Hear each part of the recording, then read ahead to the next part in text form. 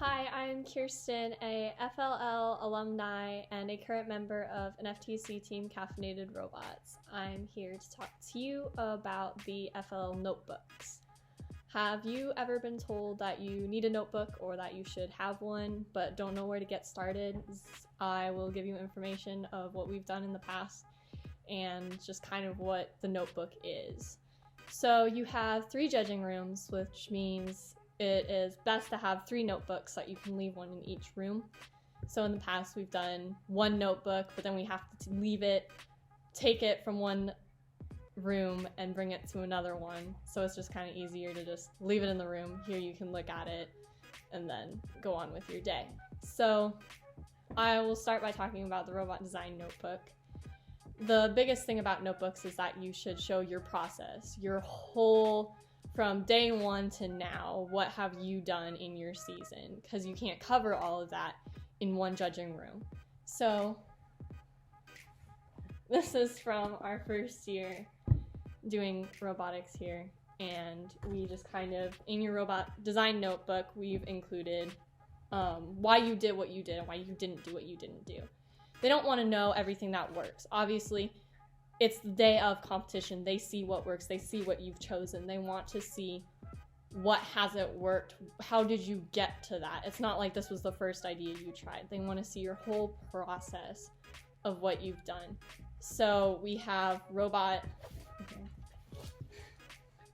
our robot prototypes. So like different things that we've done. So like things that didn't work and just different things like that. So kind of just flip through. So we used to make all these different robots and decide on the best robot design. So that's what we do. And we just kind of explain a little bit of it just to show them what you've done. And then we have our final robot design, so like things that we wanted in it and different pictures. Pictures are a big deal in the robot design notebook, especially when you're at a competition. I've seen way too many times in my experience robots dropping on the floor and then you say you'll remember how to put the robot together, but you won't. So pictures are always good, especially of your attachments, explaining how your attachments work, different things like that. You always are wanting to take pictures. We also have programming. So all the programs that you have, you should print off, put them in your notebook. We've always tried to comment on them so that the judges can kind of go through the programming.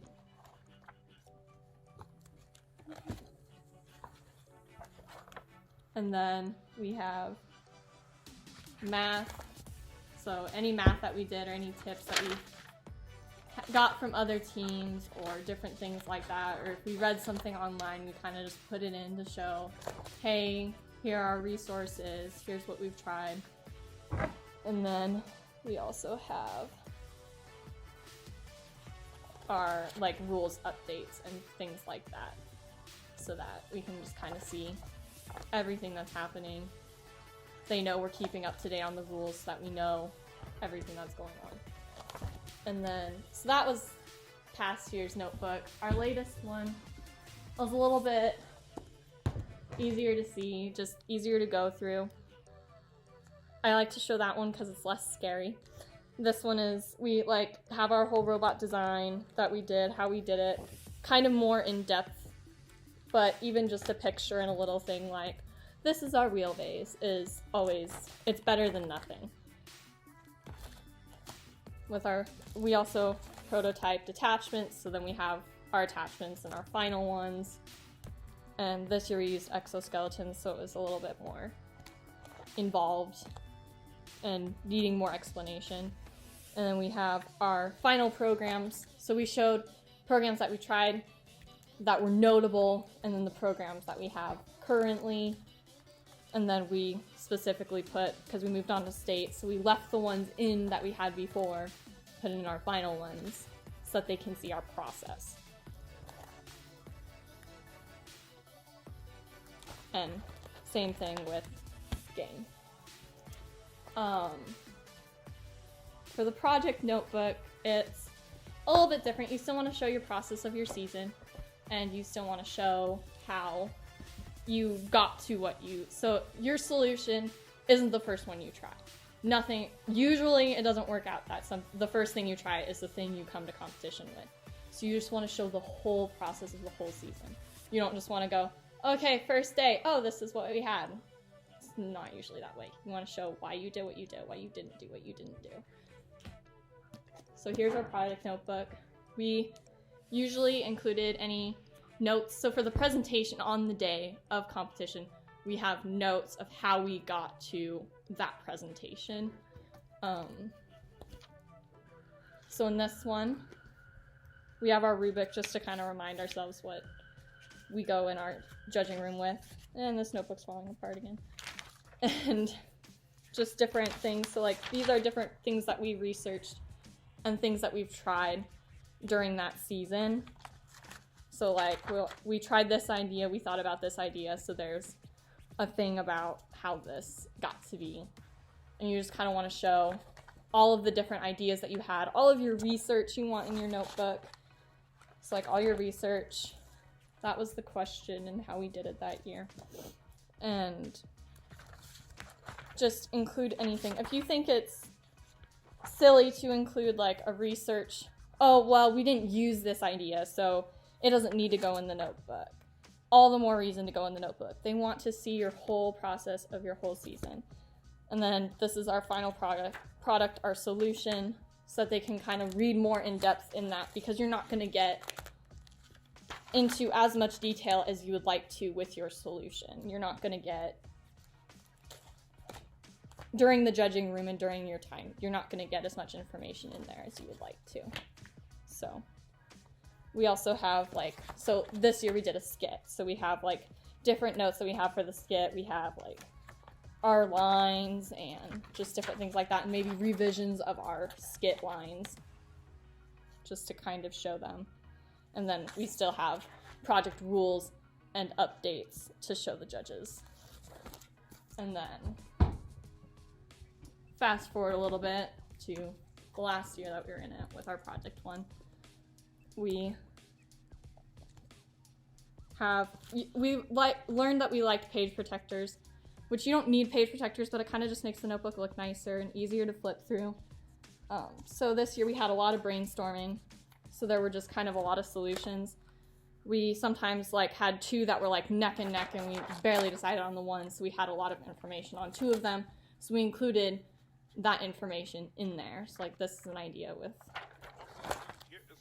they're all different ideas. We don't dismiss any ideas. There are no dumb ideas, no ones that you should be nope, not going in the notebook. We only discuss that one for a day. You want to show your whole process. So here's our project, why we decided what to do, and our presentation, and just any notes that you have taken throughout the season can go in your notebook. Even if it's not a lot, it is better than nothing. And then there's obviously a third judging room, which is core values. So in your core values notebook, we get a lot of questions about what you should include in it, why you should include what you include. But core values to us, we just kind of used it as, does it go in robot design? Well, not really. Does it go in project? Well, no, not really. Okay, here it goes in our core values notebook. So in our core values, we have any outreach that we did, or any fun activities that we really liked. So we hosted work days and stuff, so that would kind of go in our outreach section. And this notebook is falling apart, so it's kind of tricky. But so we had our outreach, so or if we'd attend a camp or host a camp, that would be in here. If we presented to a business or something, that would also be in your outreach section, which is perfect to go into your core values notebook, because it shows you working with other teams, which is what they really want from a first team. You want to have gracious professionalism and really work with other teams and talk to businesses and get help. So we also took meeting notes. They were short little meeting notes. Obviously not a lot, just kind of goals, what to do, and what happened during the meeting. Usually one of us would just get assigned, here, sit down, write what you did today. And then it would just go in the notebook like that. And if any sketches or anything were drawn up during the meeting, that would go in the notebook. Pretty simple. not scary, not hard, takes like 5 minutes. Here, write what you did. Any pictures that you're like, oh yeah, good picture to go in the notebook. Perfect, put it in there.